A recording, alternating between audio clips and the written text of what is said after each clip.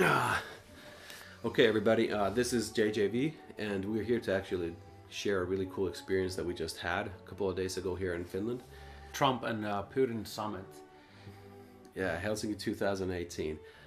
We had the opportunity to actually go to the city and kind of experience the atmosphere and live basically a lot of the kind of the whole news cycle regarding this whole thing. And then it was really interesting, and there's kind of like these tidbits that we thought that were kind of aggravating, interesting, and I also think worth sharing. It's a bit of a Finnish, perhaps, perspective on the whole Trump phenomenon, and also what the Trump and Putin meeting might actually mean, especially for Finland, considering that Russia's our, neighbor. Yeah, a Direct neighbor neighbor. that is also considered the only threat that we really have. Yeah, a geopolitical threat for sure. Yeah. So, and we've actually had a war with them, so it's something of a credible threat that we've at least had in the past. Yeah. Anyway, so I mean, where do you want to take this? Where do you want to start off? Because there's a lot of things that we kind of got to see. The overall spirit of the day was Yeah. very positive. It was very nice. We went to the city and it was amazing weather. It was hot as hell. So it's almost like if there was some sort of a providence blessing the visit of these two alpha males of the world. Yeah, guys, look, the last summer in Finland sucked horribly. The summer before that wasn't much better. So this summer has probably been the best since forever. Like, Yeah. perhaps one of the best that I've ever had, and I'm over 30 years old.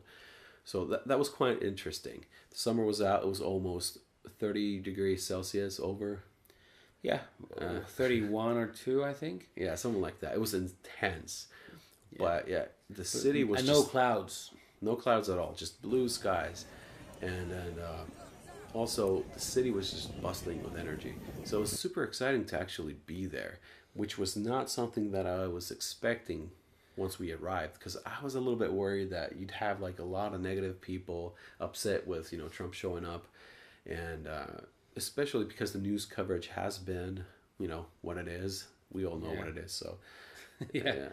But it was a very positive in a sense that we didn't see much of a protest or anything like that. There were some, but they were very, very confined and small. We came across this Antifa protest ones, and the group was like maybe 20 people or less. Was it 20? Not even Not 20. not necessarily even 20. Maybe a few over 10. I'd say a dozen. Maybe a little bit over a dozen, less than 20, I would say. Yeah. And they were just a little bit loud with their drums and sometimes shouting slogans, but most people didn't really seem to care about them. Just walked by, and They were like a strange curiosity. yeah, exactly, like some sort of circus freak show there. The funny thing is that the police were there. The police were actually around them. So even if they wanted to get wild, they wouldn't be able to do it because the police were surrounding them. And then you had, not far from the police, you had this the Finnish equivalent of SWAT team, also with all these heavy weaponry. I was kind of looking at them. I was like, holy crap, like, I don't think you guys really need to be here, but whatever. But yeah, the city was filled with police officers. I've never seen so many police officers in Helsinki like that. Like, yes, we had a few protests, very small scale, kind of amateur hour protests in a sense. Yeah. But Finland isn't exactly a nation of protesters anyway. I mean, we complain about things in our own personal space, and But it was such a positive thing that first we came there, we thought about that we want to see, the what do you call it, motorcade, or whatever, when you basically Trump and his car and his his entourage. We wanted to kind of see that first, but then we started to lose the interest to see that because it took so long to wait for it. So we just started walking around, looking around the place, and it was interesting. You could also find, like, especially in front of there's this Senaatintori, the Senate Square, where you have this big cathedral, one of the main attractions in Helsinki. There you also had two different protests. One to do with something about the abortion, something to do like a Trump gag.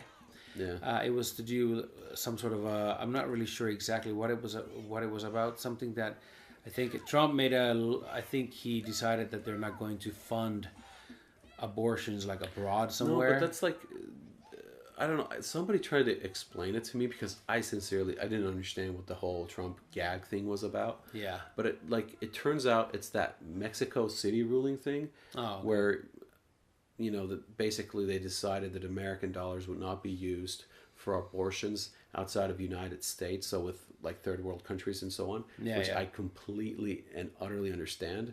Like I wouldn't want Finnish money to be used for abortions somewhere else either, since first of all, that's a moral question, and perhaps you should ask the taxpayers themselves if they're okay doing so, because it is a very dividing question.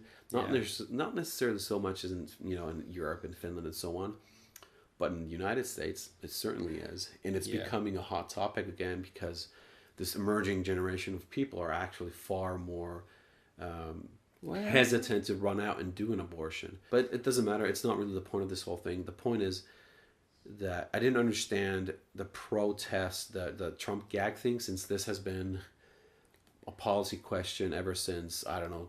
And a local newspaper made it seem like it was some sort of big thing, like a huge show, like how he stole the show. But we were there, and there was no show really there were no spectators really to speak of. Maybe 200 people at most in the whole square, and not many were actually watching the whole this protest about how they were dancing, dressed in these. They had these Trump's face mask, and then some sort of a clothing that made them look like they're pregnant, which was kind of hilarious because usually when people advocate the right for abortion, they try to make it seem more like that abortions are done at the time when child has not yet been formed. But yet they were protesting with these big bellies, like if the pregnancy is almost in the final term. Most people who advocate abortion rights don't want to do abortions when the child is fully formed and almost available to survive birth. But yet this is how the people dancing with these Trump masks look like. Yeah. So it kind of seemed a little bit outrageous in a way. That was in poor taste. Poor taste, that's for sure. But then there's a Christian group also who were supporting Trump and Putin as well. And it was interesting because you saw this big bus where it was like Jesus blesses Trump and Putin and welcome to Helsinki. And a lot of people were waving Russian flags there too. And some of our friends were a little bit like put off by that because it felt weird as a fan that why would you be waving Russian flags? Yeah, but I kind of understand it because also even though Russia has been historically considered to be the threat, at the same time Finns have understood the importance of having good ties with the Russians so that you try to be happy with them or keep them happy so that they don't have any reasons to be belligerent against us. So in that sense, I can see the point there. And a lot of the people were supporting Putin mostly because of the Syria situation. Like as Christians have had hard times in Syria because of ISIS, and it was the Russians who really started the campaign against the ISIS. So that was the main point where they were so supportive of Putin, and also because Putin is openly now advocating Christianity to have like a return to Christianity in Russia. So these were the main points what they were talking about. In fact, I even gave a speech there myself. So they had an open microphone for the crowd, and there was a small crowd there, and I thought about saying a few words too. It was kind of fun experience. Yeah, there's so few things that I want to point out about the whole thing is that oftentimes when you have these kind of protests, very few people actually show up for them. And they're not really interesting. Like people don't show too much interest towards them, but then you have news stations, and they kind of have to have content, so for their platforms. So then they go and they kind of like videotape it, and they make it seem a little bigger than it actually is. And a lot bigger. They make it seem a lot bigger than it actually is. They'll give an interview, and they'll take photos or video really close at the group so that it seems that there's more people present there. Not the case, especially in Finland. We're not really a country of people who are accustomed to protesting like this, and we like our personal space, and we kind of keep our thoughts to ourselves. So yeah, it was a strange thing, but regardless of that, I thought it was really interesting that the conservative side, these really conservative Christians, they had a speaker's corner where they would like give the mic to you and you could talk. And the first thought that came to me was, hey, that's such a cool idea. Like, why don't all these protesters or these groups basically that advocate some kind of an idea, why don't they have a mic and allow people to talk and then like form conversations with that? Because then it would allow ideas to kind of like clash against each other, and then like the superior idea would prevail. And then, well, I guess we know why that doesn't happen too much on the Antifa side. Kömmärit on tappanut yli 100 miljoonaa ihmistä. Kattokaa noiden kylttejä vähän. Sama paskaa, mitä se Lenin ja Stalinkin huuteli.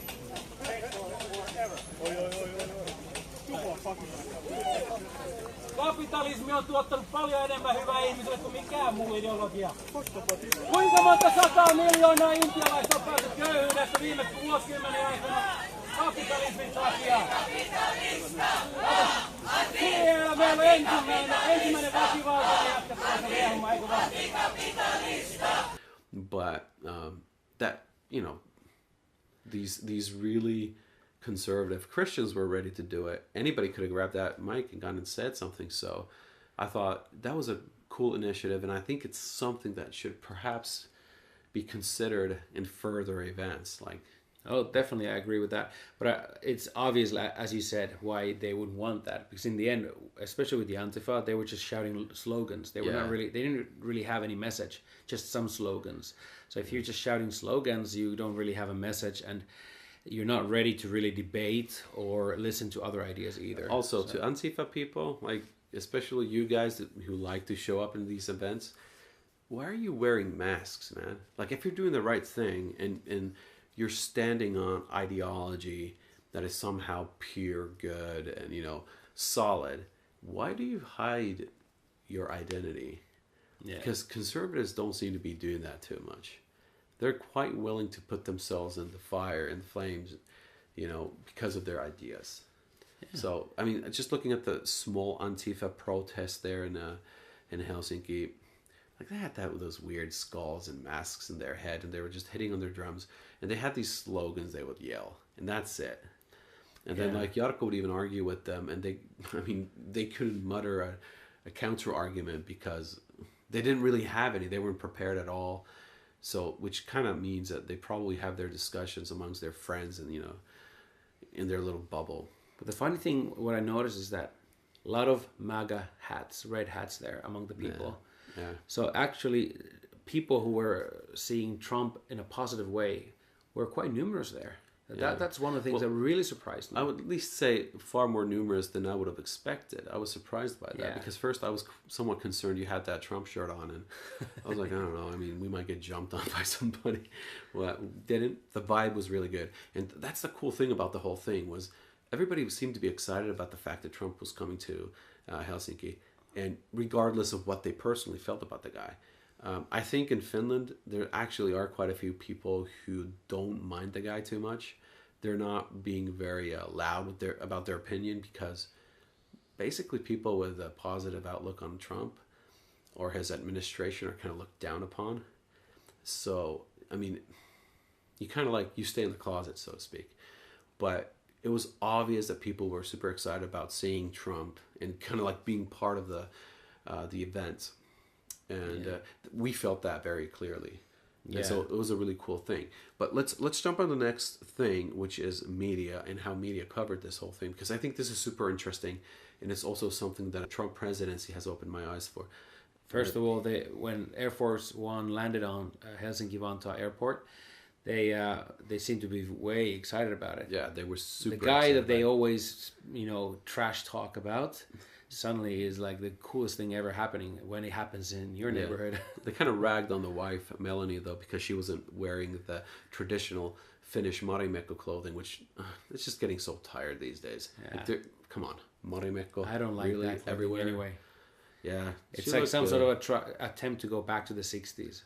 Yeah, I mean, we should have more freaking brands. I mean, come on. But anyway, so you have this weird dichotomy where people are super excited about having Trump here, and at the same time, they're kind of like trash talking him.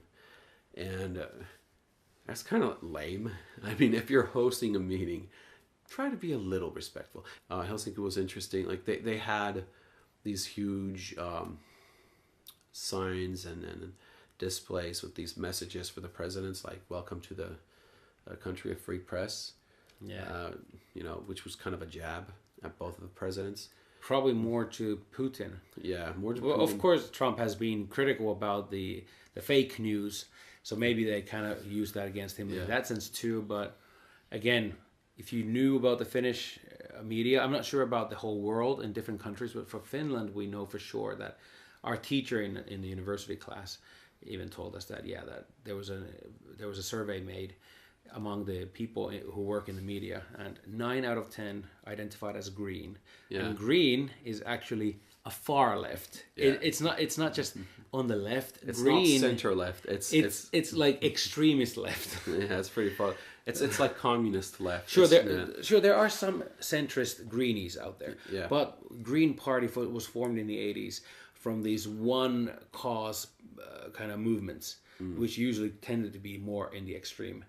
Of course, some people were not that extreme, but mostly they were extremists who became their own political party in the 80s. So it's kind of, people today, they're like 9 out of 10 identify as green. So that tells you everything about the media, why it covers things it does, because there is no diversity of opinion among the guys who create the content that you read from the newspapers or watch from the news broadcasts. Yeah, and that's actually what's so frustrating about the whole thing is, I mean, they had nice friendly jabs, I think, out in the open, which I thought was refreshing actually. There's nothing wrong with that, and I think healthy criticism isn't wrong. It's just that when it comes to Trump, like, there's a lot you could criticize, like legitimately you could criticize about him, but then you jump into these weird I think unfounded accusations, non-issues even, that aren't really part of the political discussion anyway, but somehow have become now. And I'll give you some examples, but the point being that from the very beginning, the commentators on news stations, on Yle, on these other news stations, they were very negative, and they had very low expectations of anything, and it was like they were trying to set up the agenda, like why Trump is meeting Putin and what he should get out of it, as if the media has any idea what Trump's administration's strategy is. They don't know that. And they even said it like in the news. I saw in the headline how it says like, this is what Finns are expecting from the meetings. Like, what the hell are you expecting? Anything? You don't know what the guys are going to be talking about. Yeah, it's like, how can you say that you're expecting this? You're not the guys setting up the meeting. Yeah, it seems like for some reason the media has taken the position where they supposedly understand how things should be run, what needs to be talked about, and what the outcome should be. And immediately out of the gate, they started kind of like treating this whole meeting thing where you have Trump and Putin as a competition. And obviously it was like, well, this is gonna turn into Putin's favor, and Trump's gonna go home as a loser, which in a sense kind of happened. Yeah, sure. Putin obviously profited more from this meeting. At least as it seems now. Yeah, exactly. I mean, we don't know exactly what they did, but the it point does seem that is way, that's not why Trump came to visit him. I think the media thinks that's why he came, like as if it's supposed to be some kind of a political victory thing where he somehow frees himself from the accusation of collusion with Russia and all that other crap. What you have to understand is Trump doesn't think he colluded with the Russians, which means that he doesn't care. Like, to him, he is innocent. And well, we could get into the details of that if we really wanted to, but he's not concerned. Like, I don't think his main motivation was to come here and liberate himself from these accusations. He wanted to meet Putin, which he did, and get a feel of who this guy is, and see if there's anything that could be forged between the United States and Russia. It seems to me like the media has forgotten completely that the Cold War is over. Yeah. It's almost like that they're trying to return back to the Cold War setting.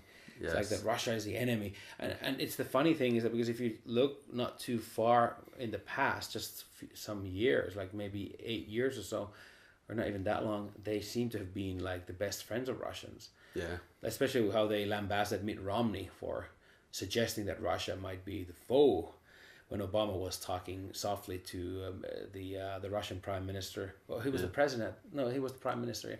How he was telling off the mic that, wait till the after the election, then I have more kind of flexibility. So it's like when Mitt Romney and others brought this up, it was like huge thing, like, what? Why are you so hateful against the Russians? It's okay. And then now when Trump is trying to do the same thing, kind of trying to warm up the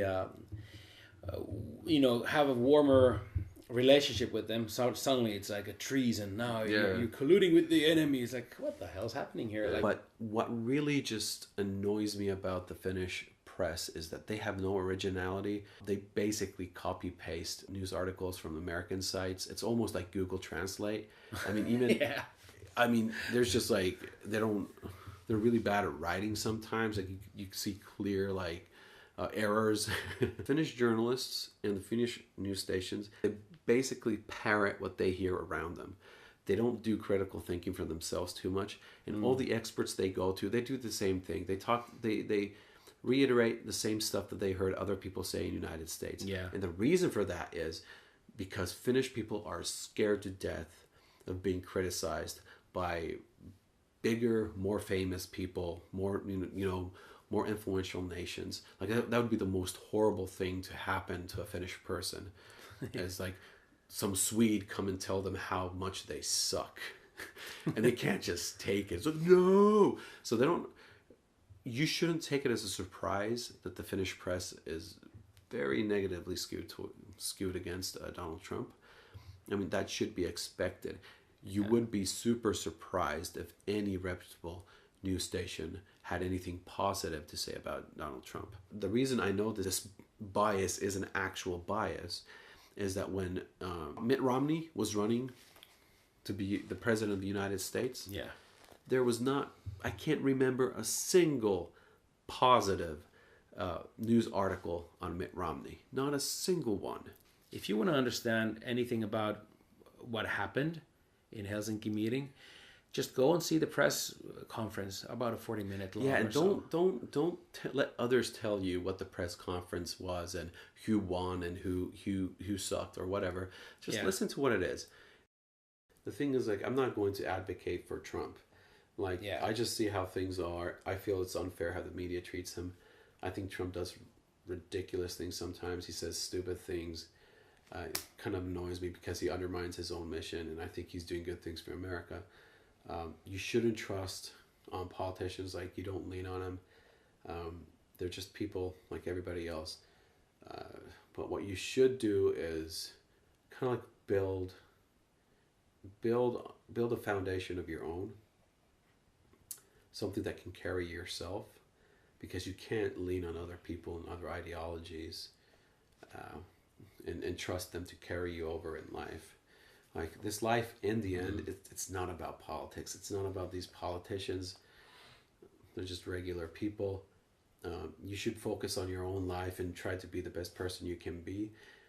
I'm just kind of like a defender for Trump out of necessity, because I just see so much crap kind of getting thrown his way. And I don't know, I just want to be a kind of a counterweight. I wish the United States had a better candidate, for president. But maybe we just we've gotten to the point in politics where this is all we have, and it's kind of a punishment for our perhaps apathy, Yeah, that's probably what it is. Yeah, so maybe it's like, guys, this is what happens when you don't make intelligent choices and you allow politicians to run amok. We have plenty of problems here in Finland. Yeah. So let's make smart choices, and let's make those together.